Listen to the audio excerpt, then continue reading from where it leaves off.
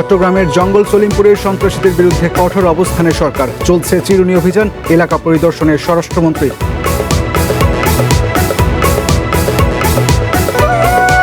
ঈদের ছুটি কাটিয়ে রাজধানীতে ফিরতে শুরু করেছে মানুষ। বাস, ট্রেন ও নৌপথে বাড়ছে ঢাকামুখী যাত্রীদের চাপ।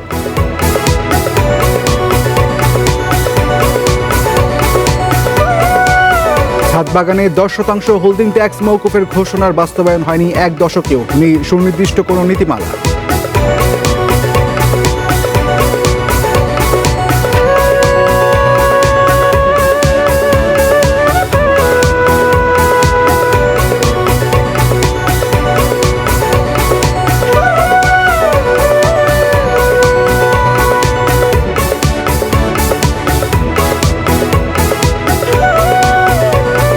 স্বাগত ওয়ান বুলেটিনে, আমি ইশতিয়াক আহমেদ। শুনছিলেন শিরোনাম, এবারে বিস্তারিত।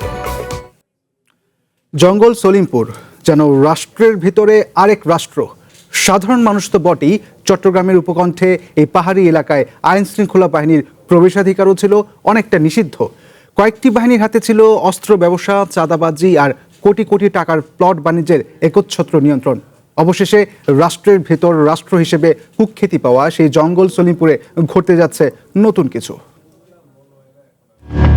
চট্টগ্রাম নগরের উপকণ্ঠে 300 একর পাহাড়ি জায়গা নিয়ে এই জঙ্গল সলিমপুর এখন আইন শৃঙ্খলা বাহিনীর মাথা ব্যথার কারণ।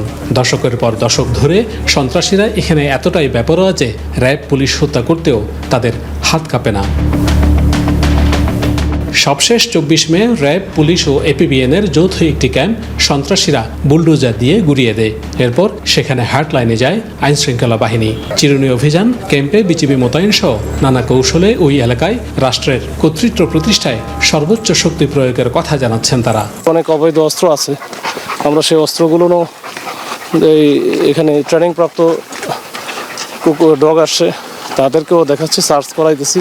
আসলে রাষ্ট্রের চাইতে বড় কেউ নাই, রাষ্ট্রের সাথে পারবে এরকম কোনো বাহিনী বলেন আর যেটাই বলেন করার সুযোগ নাই, এবং আমরাও সেটা করতে দিব না। 3 মাস আগে এখানে দায়িত্বরত এক র্যাব সদস্যকে বেধড়ক পিটিয়ে হত্যা করে সন্ত্রাসীরা। আর গত সপ্তাহে AK-47 সহ ভারী অস্ত্র নিয়ে হামলা চালায় স্বরাষ্ট্রমন্ত্রীর উদ্বোধনের অপেক্ষায় থাকা একটি ক্যাম্পে। তবে পুলিশ বলছে এবার আর ছাড় নয়, রাষ্ট্রের ভেতর আর রাষ্ট্র থাকতে দেওয়া হবে না। এর ভেতরে প্রচুর লোককে নিয়ে এসে জিম্মি করে মুক্তিপণ আদায় করা হতো।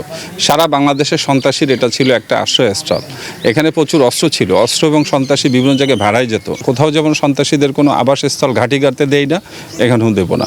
জঙ্গল সলিমপুরে সন্ত্রাসীদের এতদিন এতটাই প্রভাব ছিল যে এখানে তাদের ইস্যু করা পাস ছাড়া ভেতরেও ঢোকা যেত না। পাহাড় কেটে প্লট বাণিজ্য আর লক্ষাধিক মানুষের কাছ থেকে চাঁদাবাজির একচ্ছত্র নিয়ন্ত্রণ ছিল কয়েকটি বাহিনীর হাতে। একসময় এখানে আসাটা কল্পনা করতে পারতেন না সাধারণ কেউ। তবে ভুলে কিংবা দুঃসাহসে যদি এসেও যেতেন, তার ফেরাটা ছিল একেবারেই অনিশ্চিত। অবশ্য পরিস্থিতি বদলাচ্ছে। আইন শৃঙ্খলা রক্ষা বাহিনীর করা পদক্ষেপের কারণে রাষ্ট্রের ভেতর রাষ্ট্র হয়ে থাকাটা আর বোধহয় সম্ভব হচ্ছে না এই আলীনগর কিংবা জঙ্গল সলিমপুরের। Shahnaz Riton, One News, Chattogram. রাষ্ট্রের ভেতর রাষ্ট্র হিসেবে কুখ্যাতি পাওয়া চট্টগ্রামের জঙ্গল সলিমপুরে গেছেন স্বরাষ্ট্রমন্ত্রী সালাউদ্দিন আহমদ। সকালে র্যাব ও পুলিশের যৌথ ক্যাম্প পরিদর্শন ছাড়াও এলাকার আইন শৃঙ্খলা পরিস্থিতি নিয়ে সংশ্লিষ্টদের সঙ্গে আলোচনা করবেন তিনি। সলিমপুরের আলীনগরে গত সপ্তাহে যৌথ বাহিনীর একটি ক্যাম্পে হামলা চালিয়ে গুড়িয়ে দেয় সন্ত্রাসীরা। ওই সময় AK-47 মতো ভারী অস্ত্র ব্যবহার করে তারা। এই তাণ্ডব ছাড়াও 3 মাস আগে এক র্যাব কর্মকর্তাকে পিটিয়ে হত্যা করে সন্ত্রাসীরা। এরপর সেখানে ক্যাম্প স্থাপন করে যৌথ বাহিনী।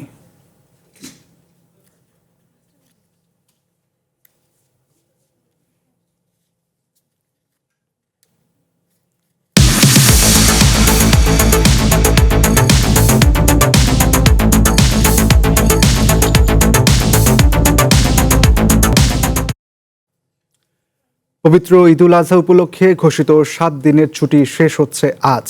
দীর্ঘ ছুটি শেষে সোমবার থেকে আবারও স্বাভাবিক কর্মকাণ্ডে ফিরছে সরকারি বেসরকারি অফিস, ব্যাংক, বীমা প্রতিষ্ঠান এবং শেয়ার বাজার। কর্মস্থলে যোগ দিতে রাজধানীতে ফিরতে শুরু করেছে মানুষ। বিভিন্ন জেলা থেকে ট্রেন, বাস ও নৌপথে রাজধানীতে ফিরছে তারা। এতে বাড়ছে রেল স্টেশন, বাস টার্মিনাল ও সদরঘাটে লঞ্চ ঘাটের ব্যস্ততা। ট্রেনে ঢাকায় ফেরা যাত্রীদের কিছুটা ভিড় লক্ষ্য করা গেছে।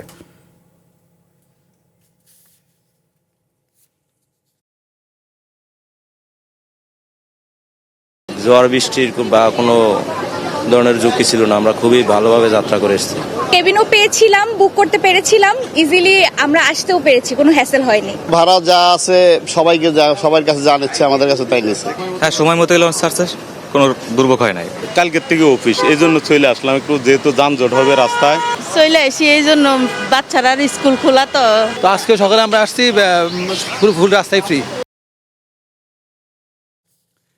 ঈদের ছুটি শেষে ঢাকায় ফিরতে শুরু করেছেন নগরবাসী। এ নিয়ে আরও জানাতে সদরঘাট লঞ্চ টার্মিনাল থেকে যুক্ত হবেন হুমায়রা হিমু এবং সায়দাবাদ বাস টার্মিনাল থেকে সাইম চৌধুরী। শুরুতেই চলে যাচ্ছি হিমুর কাছে। হিমু, আপনি যাত্রীদের ভিড় কেমন দেখছেন, আর যাত্রীদের বাড়ি ফেরার যানবাহন নিয়ে কোনো অভিযোগ আছে কিনা?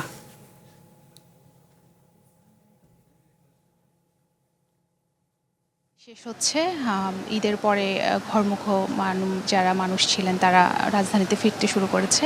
তবে যেহেতু অফিস শুরু হবে কাল থেকে, আজ আমরা সদরঘাটে এসে সকাল থেকে দেখেছি যে সকালে যে লঞ্চগুলো ছিল তারা সেই লঞ্চগুলো 7:30-7টার মধ্যে এসে পৌঁছেছে। কিছুক্ষণ আগে 8:30টার সময় একটি লঞ্চ এসেছে।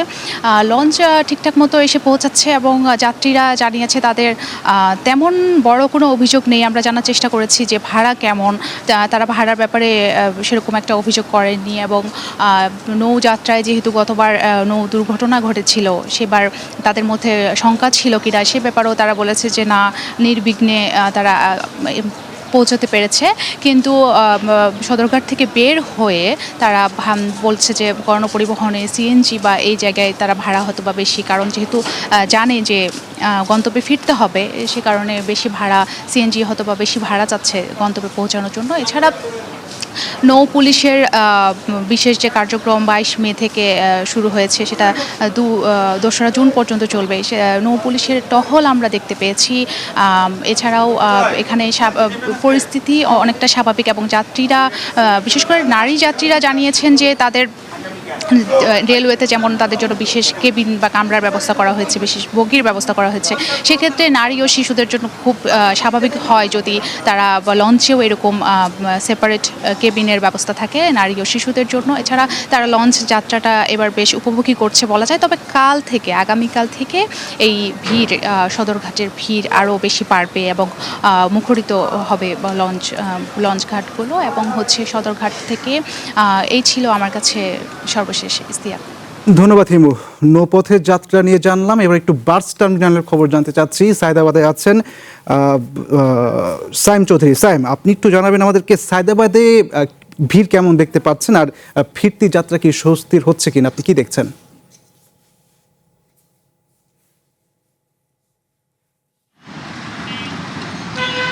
আমরা এই মুহূর্তে আছি সায়দাবাদ বাস টার্মিনালে এবং আমরা অনেকক্ষণ থেকেই লক্ষ্য করেছি যে যাত্রীরা আসলে ফেরা শুরু করেছেন কর্মমুখী জীবনের জন্য ঢাকার উদ্দেশ্যে। মূলত 7 দিনের যেই ছুটি, সেই ছুটি আজকে থেকে আসলে শেষ হবে। তবে কিছু যাত্রী আগে ভাগেই ঢাকায় ফেরার চেষ্টা করছেন, কারণ আগামীকাল থেকে মূলত অফিস আদালত সব কিছু শুরু হবে এবং অনেকেরই বাচ্চারা যারা স্কুলে কলেজে পড়েন তাদেরও আসলে স্কুল কলেজ আগামীকাল থেকে শুরু হবে। সেই জন্যই আসলে যাত্রীরা কিছুটা নিশ্চিন্তে এবং নির্বিঘ্নে যেন যাত্রীটি ঢাকায় ফিরতে পারেন, সেই জন্য আসলে একটু আগে ভাগেই আসার চেষ্টা করছেন। আমরা কিছু যাত্রীর সাথে কথা বলেছি, তারা যেমনটি জানিয়েছেন যে মূলত আজকে যেহেতু শেষ হয়ে যাবে সেই 7 দিনের ছুটি, তাই তারা আগে ভাগেই চলে আসছেন অনেকের ভোগান্তির চিন্তা করে এবং রাস্তায় যেই যানজটের সৃষ্টি হয় সবাই ফেরার সময়, এজন্যই কিছু বিষয়ে চিন্তা করে তারা আগেই ফেরার চেষ্টা করছেন। আমরা সকালবেলা গাবতলী এবং এই মুহূর্তে আছি সায়দাবাদে, তো দু জায়গাতেই আমরা দেখেছি যাত্রীর খুব বেশি চাপ নেই। তবে কর্তৃপক্ষ জানিয়েছেন বাসের যেমনটি যে আগামীকাল থেকে যেহেতু অফিস আদালত খুলবে, চালু হবে, সেহেতু চাপটি মূলত আজ রাত থেকে আসলে তাদের শুরু হবে, তারা যেমনটি জানাচ্ছিল আমাদেরকে। এবং এই চাপের কারণে আসলে তারা পূর্ব পরিকল্পিতভাবে বাসের সংখ্যা বাড়ানো থেকে শুরু করে যেভাবে করে যাত্রীদের নির্বিঘ্নে পৌঁছানো যায় গন্তব্যে, সেই ব্যবস্থা তারা করেছেন।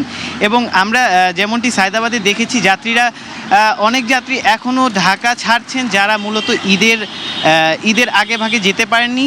বর্তমানে তারা আসলে চেষ্টা করছেন নিজ ঈদের আনন্দটি ভাগাভাগি করার জন্য। এই পর্যন্তই ছিল আমার কাছে সায়দাবাদ বাস টার্মিনাল থেকে। ইস্তিয়াক। সায়েম এবং হিমু, আপনাদের দুজনকে অনেক ধন্যবাদ। সদরঘাট লঞ্চ টার্মিনাল এবং সায়দাবাদ বাস টার্মিনাল থেকে ঈদ ফিরতি যাত্রা নিয়ে বিস্তারিত জানাচ্ছিলেন হিমু এবং সায়েম চৌধুরী। বাড়ির ছাদে, বারান্দায় কিংবা আঙিনায় যদি বাগান থাকে তাহলে 10% হোল্ডিং ট্যাক্স মওকুফ। 2016 এবং 2020 সালে এমন ঘোষণা দিয়েছিলেন তৎকালীন 2 সিটি কর্পোরেশনের মেয়র। নাগরিক সুবিধা দেবার এমন ঘোষণার প্রায় 10 বছর পার হলেও এর বাস্তবায়ন হয়নি। তৈরি হয়নি ছাদ বাগানের সুনির্দিষ্ট নীতিমালাও। এমনকি দায়িত্বপ্রাপ্ত বর্তমান কর্মকর্তাদের কাছেও নেই এই নিয়ে সুনির্দিষ্ট কোনো তথ্য।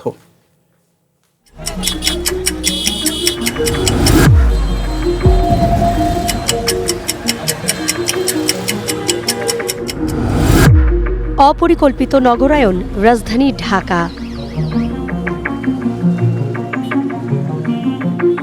স্বল্প জায়গায় বিপুল সংখ্যক মানুষের বসতি। ফলস্বরূপ সময়ের আবর্তে সবুজের জৌলুসা হারিয়ে বিমর্ষ শহরে পরিণত হয়েছে এই ঢাকা। জরাজীর্ণ এ নগরে সবুজায়নের কিছুটা ছোঁয়া পেতে বাড়ির ছাদে বাগান করেছেন অনেকে। পরিচর্যা আর যত্নে শখের বাগানকেই করে তুলেছেন নানা রকমের ফল ফুলের যোগান হিসাবে। বাড়ির ছাদে, বারান্দায় কিংবা আঙিনায় বাগান করলেই 10% কর মওকুফ করা হবে। 2016 সালের 3 জুন ঢাকা দক্ষিণ সিটি কর্পোরেশনের তৎকালীন মেয়র সাইদ খোকন এমন ঘোষণা দিয়েছিলেন। 2020 সালের 25 অগাস্ট একই ঘোষণা দিয়ে জনগণের করতালি পেয়েছিলেন ঢাকা উত্তর সিটি কর্পোরেশনের তৎকালীন নগরপিতা আতিকুল ইসলাম। তবে এটি কেবল ঘোষণার মধ্যেই সীমাবদ্ধ রয়ে গেছে, বাস্তবায়ন হয়নি। বনশ্রীর বাসিন্দা জেবা আহমেদ শখের ছাদ বাগান গড়ে তুলেছেন প্রায় 12 বছর আগে। নাগরিক সুবিধা পেতে 10% কর মওকুফের আবেদন করতে গেলে খালি হাতেই ফিরে আসতে হয় তাকে। এখন পর্যন্ত আমরা যে হোল্ডিং ট্যাক্সটা দিয়ে যাচ্ছি বাড়ির ক্ষেত্রে, সেই ক্ষেত্রে আমরা কখনোই এই সুবিধাটা ভোগ করতে পারিনি। তারা বলে এই ঘোষণাটা শুধুমাত্র মৌখিকভাবেই হয়েছে। একই কথা জানান উত্তরার বাসিন্দা মায়া আলমগীর। শখে ছাদের একাংশ করেছেন সবুজায়ন, কিন্তু কর ছাড়ের সুবিধা পাননি। উত্তরার অফিস থেকে আমাকে বলা হয়েছে যে এটা 1 বছর কার্যকর হয়েছিল, তারপরে আর এটা হয়নি। নাগরিককে কখনো গিনিপিগ বানানো উচিত না। না পাওয়ার সুরে সুর মিলিয়েছেন এমন অনেকেই। বলেছেন রাজনৈতিক ব্যক্তিত্বদের দেয়া এসব প্রতিশ্রুতি কেবল বুলি আওড়ানো। কোন ছাদে বাগান আছে বা নাই এরকমও তারা কিন্তু কোনো মাঠ পর্যায়ে কোনো পর্যবেক্ষণ তারা করে নাই। ছাদ বাগান করলে একটা সুবিধা পাওয়া হবে, সেটা জাস্ট ঘোষণা দিয়ে আমি বসে থাকলাম, বাস্তবায়ন করলাম না। তো সেখানে কিন্তু আমাদের নাগরিকদের সেই সম্মানটা দেওয়া হয় না। দীর্ঘদিন নাকি ডায়ালগ হয়েছে।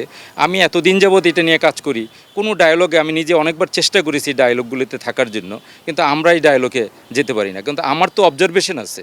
10% কর মওকুফের বিষয়টির অগ্রগতি জানতে 2 সিটি কর্পোরেশনে যাই চ্যানেল 1।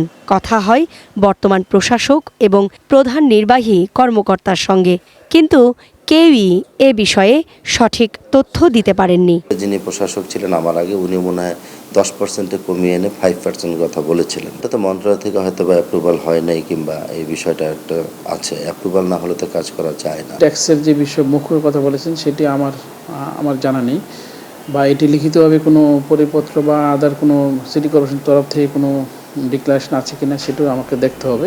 দীর্ঘদিন ধরে পরিবেশ নিয়ে কাজ করছে গ্রিন সেভার্স।